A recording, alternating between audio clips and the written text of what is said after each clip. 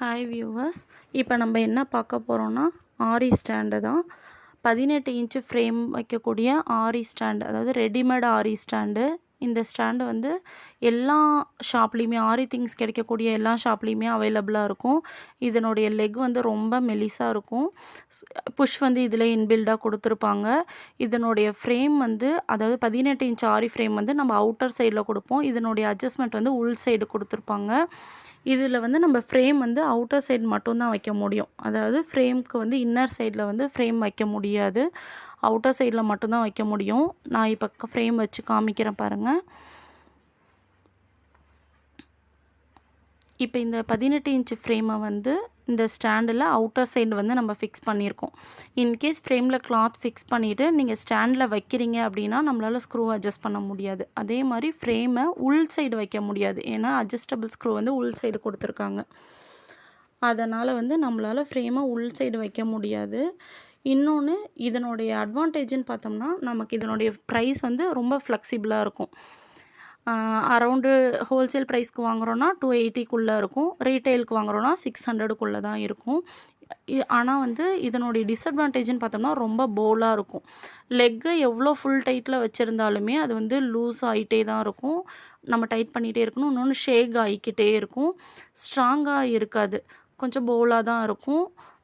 டக்குன்னு லெக்கு வளைஞ்சிரும். அதே மாதிரி ஃப்ரேமும் வந்து வளையிற மாதிரி தான் இருக்கும். எனக்கு தெரிஞ்ச ரெடிமேட் ஃப்ரேம் வந்து எனக்கு கம்ஃபர்டபுளாக இல்லை. ஏன்னா சேகிங் இருந்துகிட்டே இருக்கனால எனக்கு சம் டிஸ்டர்பன்ஸ் வந்து இருந்துக்கிட்டே இருக்கும். ஆனால் இந்த ஸ்டாண்ட் வந்து எல்லா ஷாப்லேயுமே அவைலபிளாக இருக்கும்.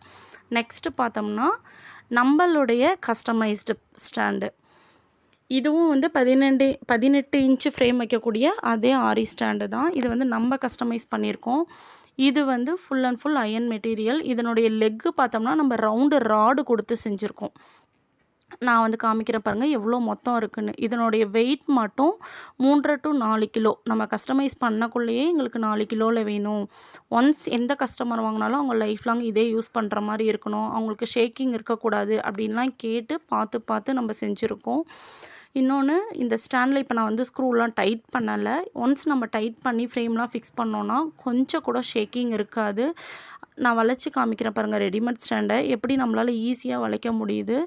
இந்த ஸ்டாண்டை நம்மளால் ஈஸியாக தூக்கக்கூட முடியாது. ஏன்னா வெயிட்டாக இருக்கும். இன்னொன்று, வளைக்கவும் முடியாது. இதில் பெரிய அட்வான்டேஜ் என்னன்னா லைஃப் டைம், ஏன்னா ஸ்ட்ராங் இருக்கனால. இன்னொன்று வந்து அட்ஜஸ்டபிள் ஸ்க்ரூ வந்து வெளி சைடு கொடுத்துருக்கோம். இந்த வெளி சைடு கொடுத்துருக்கனால நம்மளுடைய ஃப்ரேமை வந்து, அதாவது 18 இன்ச் ஃப்ரேம் யூஸ் பண்ணுறோன்னா வெளி சைடும் வச்சுக்கலாம். 16 இன்ச் ஃப்ரேம் வாங்குகிறோம் அப்படின்னாக்கா இன்னர் சைடும் பார்த்தோம்னா நம்ம 4 போல்டு வந்து வச்சுருக்கோம். ஒரு ஸ்டாண்டு மாதிரி பாருங்கள், நான் காமிக்கிறேன் பாருங்கள், 4 வச்சுருக்கோம்.